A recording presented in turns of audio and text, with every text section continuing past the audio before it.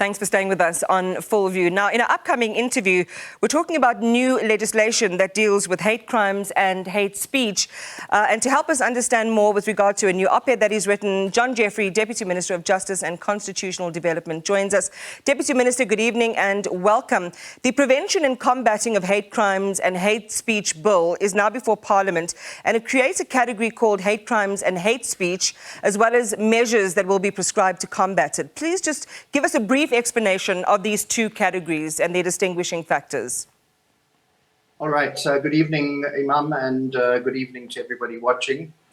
A hate crime is basically an existing crime that becomes a hate crime because of the motive over which it was committed. And that motive has to be a dislike of the group that person belongs to.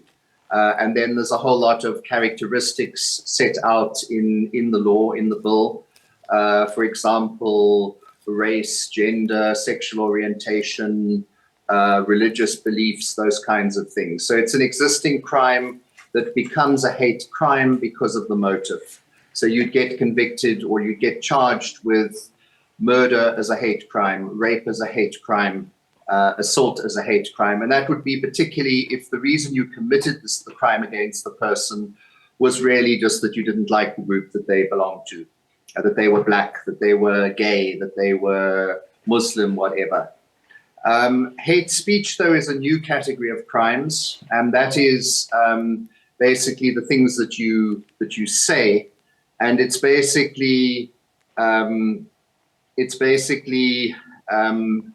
intentionally publishing, propagating, advocating, communicating something that could be reasonably construed to demonstrate a clear intention to be harmful or incite harm and promote or propagate hatred. So those are the elements of hate speech, and it would be based on certain grounds. So in hate crimes, you have characteristics. In hate speech, you have grounds, and the list of grounds would be smaller.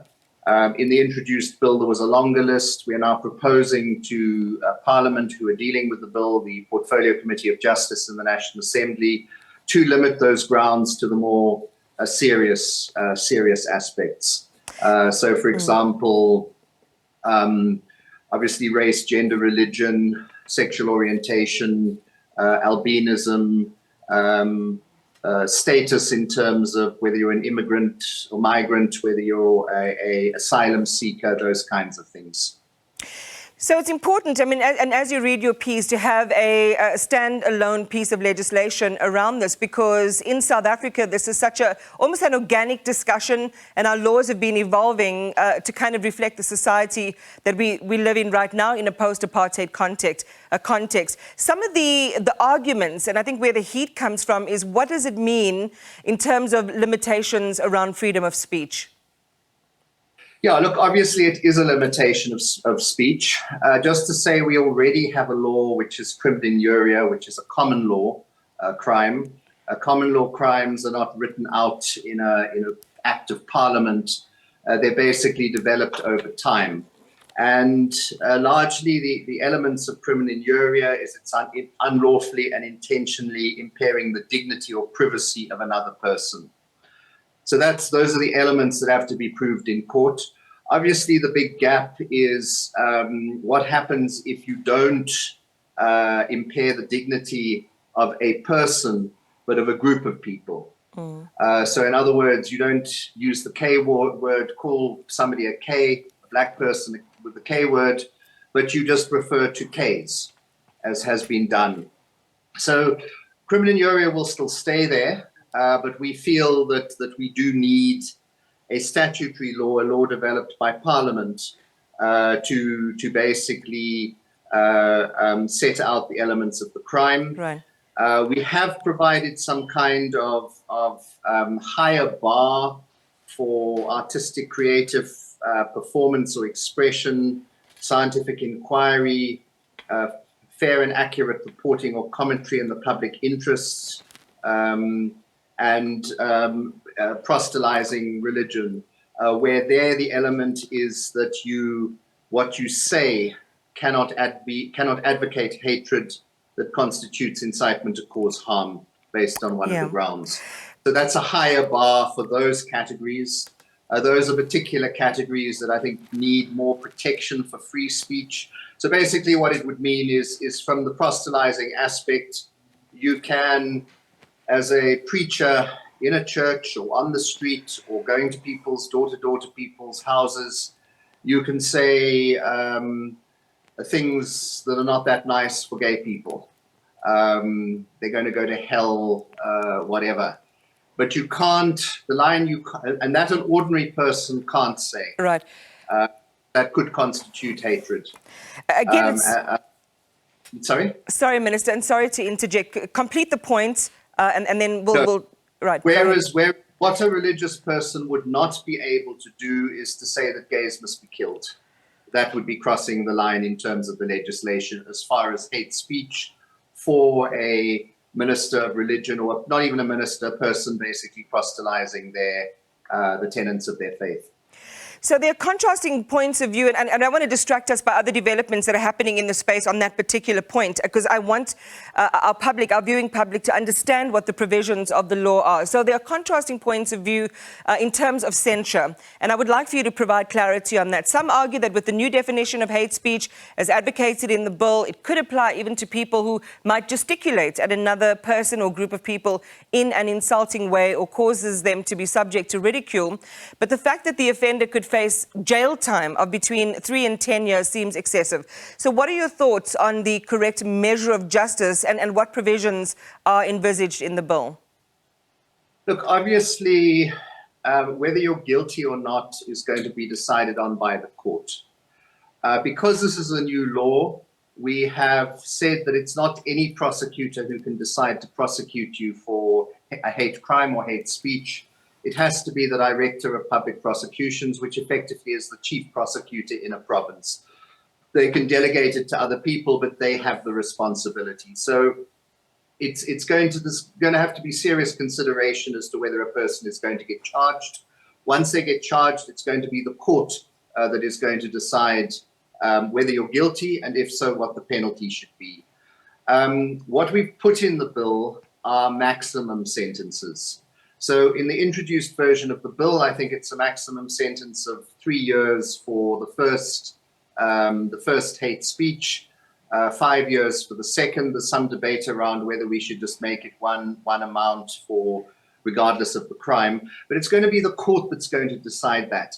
And that isn't the minimum sentence. It's not saying, Imam, that you are going to be sentenced if you're found guilty of hate speech to between 3 and 5 years. It's a question of what's the maximum.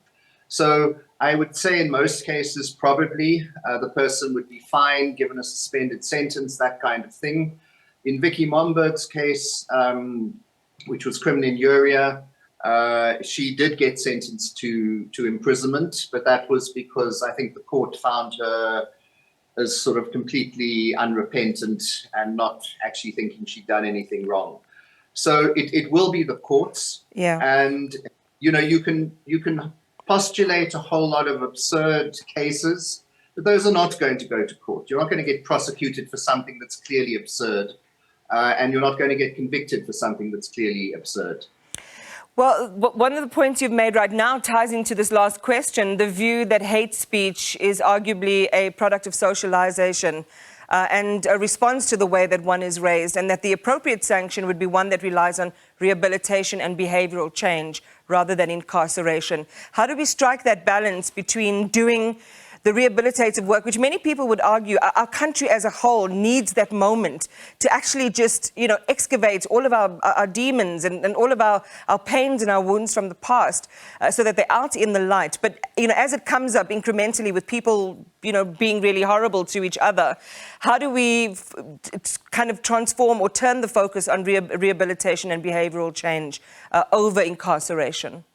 Yeah, look, as I said, incarceration, I think, would very much be a last resort. So let's not sort of get scared over that. I think the first point I want to make is that this bill is not going to solve South Africa's problems of racism between people, all the different other kinds of phobias.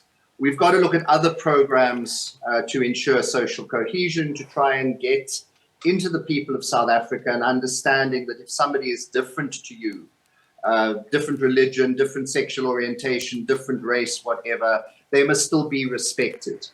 And that's what we've got to get into people's minds, into their heads, through a number of programs. The criminalization element is only one part, one probably small part. And that is basically because we feel there should be a situation where if people say something really offensive, they should not be able to get away with it. Yeah. There are the provisions of PAPUDA at the moment, the Equality Act, where you can go to an equality court, but there should be a duty on the state to ensure that people who do that are prosecuted. And I think things would vary. You could have a person who didn't realize, although I think that's a little bit, in South Africa today, more difficult to believe. But you also could have a completely unrepentant racist or bigot or whatever, that actually you do need to look at sanctioning in terms of the law. Deputy Minister John Jeffries, thanks for talking to us and just helping us understand the issues at stake in this new proposed bill a little more clearly. So we appreciate your time. Thank you so much.